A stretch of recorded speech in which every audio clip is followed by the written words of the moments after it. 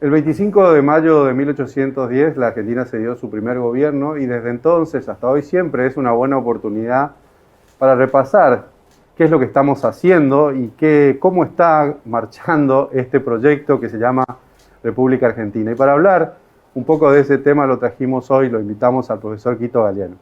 Profesor, ¿cómo le va? Muchas gracias por estar acá. No, gracias a vos, gracias a Carlitos y a todos los presentes acá en el plató. ¿Qué podemos decir 25 de mayo del 2021? ¿A qué distancia estamos del 1810? Estamos exactamente a la misma distancia. La misma distancia. No hemos cambiado absolutamente nada. Seguimos. El 25 de mayo de 1810 éramos un país de producciones primarias, exportadores de producciones primarias, compradores de productos elaborados e industriales, lleno de ideas, universidades y escuelas en las cuales se estudiaban solo y únicamente filosofía, derecho canónico, ningún avance científico, salvo 2 o 3 excepciones entre los patriotas de Buenos Aires, los patriotas de Córdoba y los patriotas del interior. Pero eso era la excepción. Las ideas de Florida Blanca, de Campomanes, de Belgrano, de esos grandes propulsores de la creación de industria, progreso, desarrollo, etc., estaban prohibidas por un cerco que establecía la Iglesia Católica en esa época, en lucha terrible contra los evangélicos y los protestantes. Y es así que entonces se mantenían las cosas para que nada cambie, como el gatopardismo. Hacemos como que todo cambia para que nada cambie.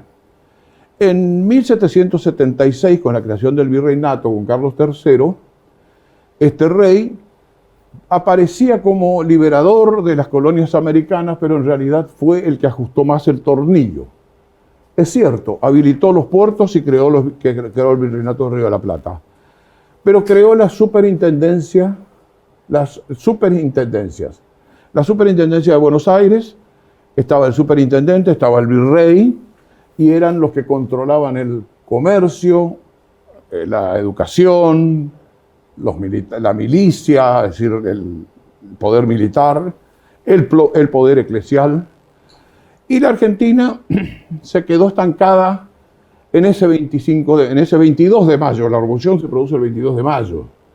El 24 se elige la primera Junta de Gobierno y el 25 la segunda Junta de Gobierno, que es fruto ya de un golpe militar. Los porteños y los hombres del virreinato aprendieron que con las invasiones inglesas ni siquiera podían soñar con la ayuda de las tropas españolas. Tanto es así que toda la guerra de la independencia, si analizamos, y posteriormente los que pelearon en los ejércitos de la independencia fueron los indios, los negros, los esclavos, los mestizos, los pobres.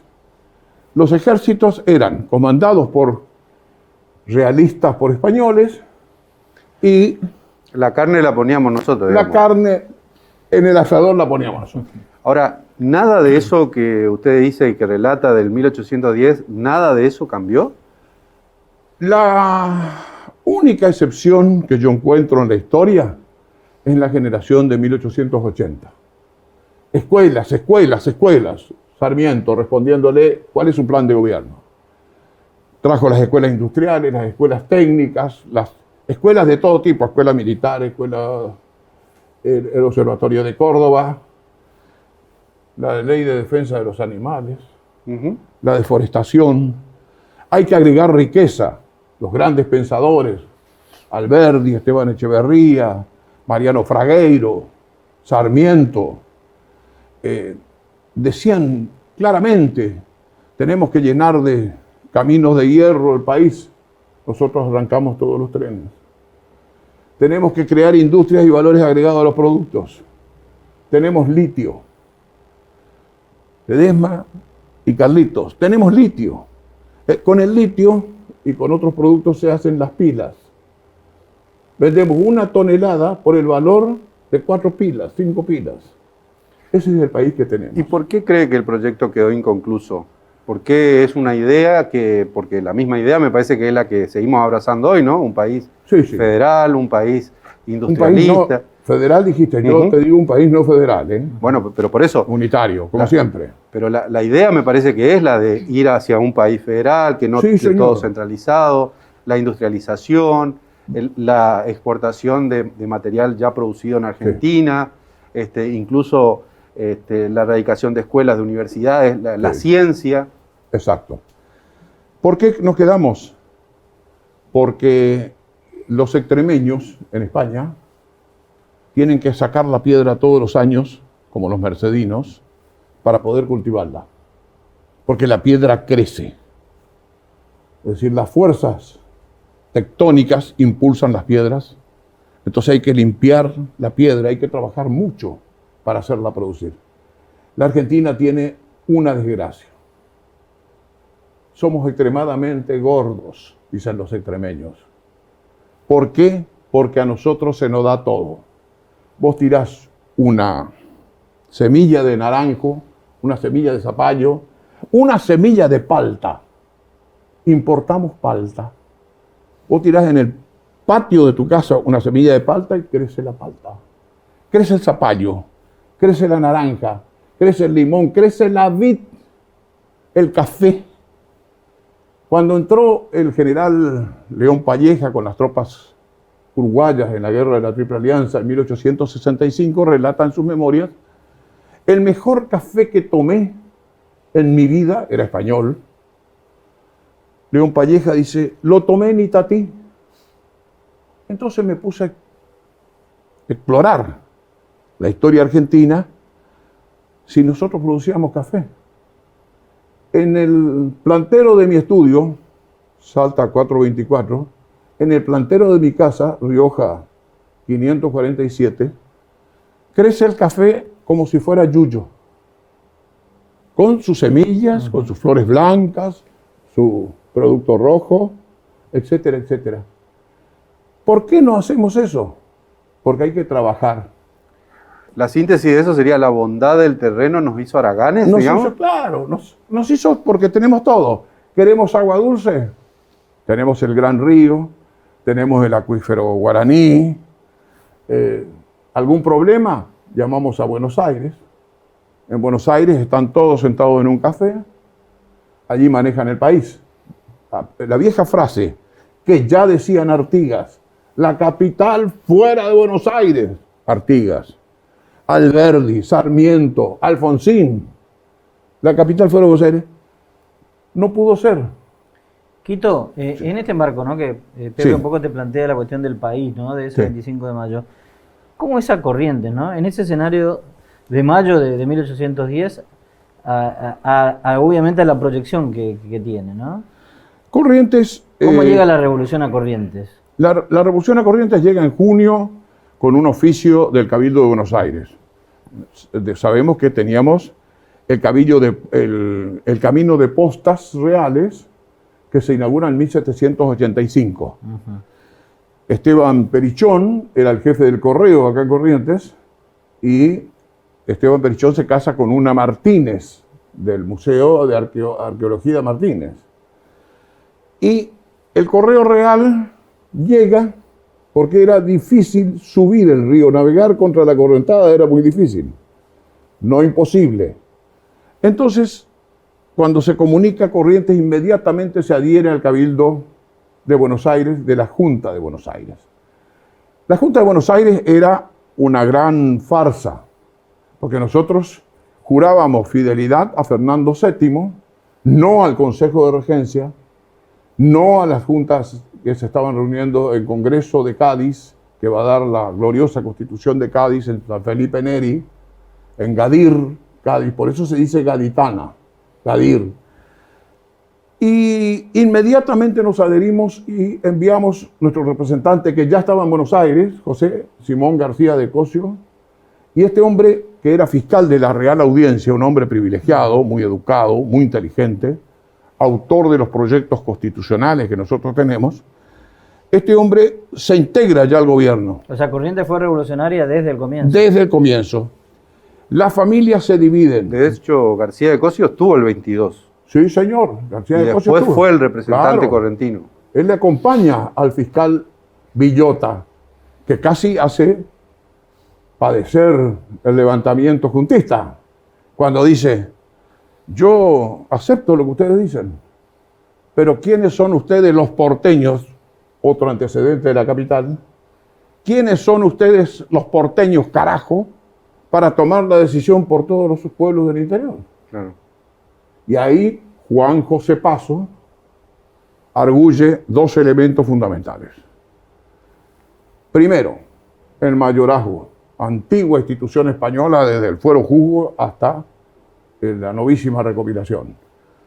Somos la hermana mayor, porque somos capital del virreinato, somos capital de la Real Ordenanza de Intendentes de 1778 y porque tenemos la autoridad para representar a nuestras hermanas. Y estamos en un peligro tremendo. Esa es la teoría del riesgo, la teoría de si la casa del vecino se está quemando, yo tengo que ayudar a pagar porque si no se va a quemar la mía también. Teoría que se aplicó hasta estos, o se aplica hasta estos días, ¿no? Claro, hasta ahora. Hasta ahora tenemos que colaborar, ser solidarios y empáticos. Sí, pero aunque no haya peligro, es una teoría que se Exacto. utiliza para asusar. Es negocio, gestión de negocios. Exactamente. Es decir, yo actúo, vos estás de viaje, veo que tu casa están por entrar a robar, yo salgo y repelo a los invasores, hago arreglar la cerradura, hago poner... ¿Cuánto hay de este problema que hoy tiene la Argentina, Quito, en no haber desarrollado el federalismo? Y el ejemplo está dado en Corrientes. Porque seguimos con una cuestión unitaria. Desde 1994, ustedes bien lo saben, tenemos la Ley de Coparticipación Federal, 75, inciso 2. ¿Alguna vez entró un proyecto al Congreso Nacional de nueva Ley de Coparticipación Federal donde realmente se repartan los recursos de manera equitativa, justa y con equidad, como dice la Constitución? No. Inclusive, en ese artículo encontramos la figura de lo que se denomina figura confederativa de la nulificación. Esa ley tiene que tener origen en el Senado y a su vez tiene que ser aceptada por las legislaturas. Corrientes tiene un gravísimo problema. Producimos aproximadamente, vamos a hacer un cálculo general, 25% de la energía del país con Yacyretá. 25%. Enviamos la energía a Buenos Aires. De Buenos Aires nos envían la energía de vuelta que se descompensa y se pierde y llega a un 80%, lo que encarece el producto acá. Ese recurso natural, según la Constitución de 1994, es tan nuestro como lo es el petróleo de Salta, el petróleo de Formosa, como son las minas de Neuquén, de otras provincias. A la única provincia que no le dieron sus recursos naturales es a Corrientes. Nosotros tenemos que tener Yacyretá en Corrientes, nosotros tenemos que vender la energía y decir, a ver, ustedes le mandamos... Doctor, sí. Sí, disculpe. En este sentido, ¿cuáles son los cambios que debería tener la política, atendiendo a su especialidad en el conocimiento del tema, para poder lograr este federalismo? Porque también es un clásico que las provincias nos quejamos de la falta de federalismo, pero también después, en el Congreso, por ejemplo, jugamos a favor de los intereses del centralismo, ¿no? Entonces, ¿cuáles son los cambios que se deberían dar en la política para que se pueda pensar, una vez más, o apostar al federalismo? En primer lugar, los senadores tienen que ser imbuidos, como se dijo en la discusión de 1880, de su localismo, que representan a un territorio. Pero no lo tienen, Quito. No la tienen. Llegan a Buenos Aires, le encienden las luces, le pasean, le presentan chicas lindas, o chicos, o lo que fuere, porque no discrimino a nadie, y se olvidan de sus provincias. Yo conocí una sola senadora que se ocupaba de su provincia, preguntaba, luchaba, pero como una solitaria perdida en el montón. Una sola, Catalina se llamaba, y después pare de contar. Los demás, todos claudicaron ante el gobierno central. Y si usted me dice si claudicaron honestamente, yo le respondo no. Claudicaron deshonestamente. Porque hay personas que usted pasa por la calle y le pregunta cómo tenés esa camioneta y no puede justificar su camioneta. Ahora, doctor, también tiene que ver con la formación de esas élites políticas que nosotros vamos generando con el tiempo. ¿Se puede hacer una comparación más allá del odio que siempre significa hacer una comparación que eran distintos los hombres del 1800 a los del 2000 y pico? ¿O es exactamente lo mismo también? No. Se puede hacer la comparación. Los hombres de 1810 sabían que su cabeza estaba en juego.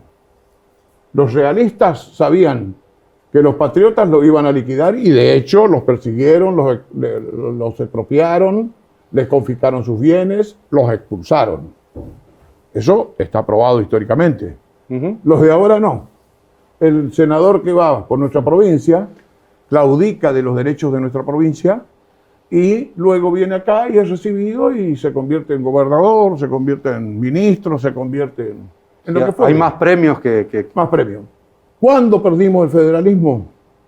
Perdimos el federalismo en realidad en la década del 30 y perdimos el federalismo cuando se reformó el sistema electoral del presidente de la nación. Las provincias no existen porque Buenos Aires, capital federal, no le llamo Cava, no cito ese organismo, capital federal, provincia de Buenos Aires, Córdoba y un poco de Santa Fe eligen el presidente, los demás somos los peones en el tablero de ajedrez. Si queremos recuperar, reformemos la Constitución, volvamos a la arquitectura alberdiana. ¿Colegio electoral? Colegio electoral, las provincias tienen fuerza, se pueden unir para poder lograr fortalecer el federalismo y la república, que es lo que nos está haciendo falta. De otro modo, vamos a seguir en el mismo lugar, pidiendo limosna en Buenos Aires, a fin de que podamos desarrollar, qué sé yo, un proyecto, arreglar una plaza. ¿Arregla la plaza? ¿Quién arregló la plaza? Una empresa de Buenos Aires, que se llevó los cordones históricos, que la Comisión Nacional de Museos le observó y le dijo, esto tienen que conservar. Estuve yo, con el casco de Panedile. Y cito la empresa porque tengo el casco y porque fui con la comisión.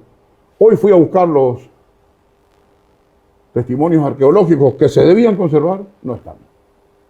Entonces, ¿cómo vamos a recuperar el federalismo si no reformamos la Constitución? La Cava.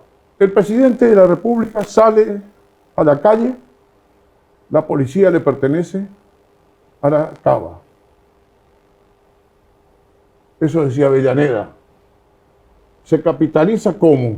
Con la revolución de 1880. La del Krupp. Murieron 1.200 personas para que Buenos Aires ceda para capital el territorio de la capital federal. ¿Puede ser otra cosa? Cava, no. ¿Es provincia? No. ¿Es municipio? No. Es una entidad administrativa, nada más. Con facultades fiscales, de justicia, pero sigue siendo una entidad administrativa. Por eso ese fallo de la Corte me dio pena. Por último, profesor, por sí o por no, ¿hay espacio para discutir esto? No. No hay espacio. Soy un hombre que tiene 73 años, he transitado muchísimo la universidad, he transitado todos los foros existentes en el país, no hay espacio. Creo que la nueva generación es la encargada de hacer este cambio y construir una Argentina poderosa. Tenemos madera acá en Corrientes, vamos a producir madera, pero perfecto, ¡viva la madera! Aniquilamos la tierra fértil, porque esa madera que producimos produce ácido. Y no se les ocurrió que tenemos que crear una escuela de carpinteros, hacer muebles, volver a hacer embarcaciones de madera, navegar los ríos, etcétera. Todas cuestiones que teníamos, de hecho, ¿no? Todo teníamos. Éramos los primeros fabricantes de naves, éramos los primeros productores de una cantidad enorme de cosas. Corrientes era riquísima. Corrientes era una provincia riquísima, hasta la década del 30 éramos riquísimos. Pero nos perdimos en la bruma de la historia y nuestros sueños se agotaron. Gracias, profesor. Gracias, Ledesma, gracias, Carlitos. Muy amable. Que pasen muy buenas tardes. Estábamos hablando con el profesor Quito Galeana un poco sobre los temas que se hablaban en 1810 aprovechando este 25 de mayo.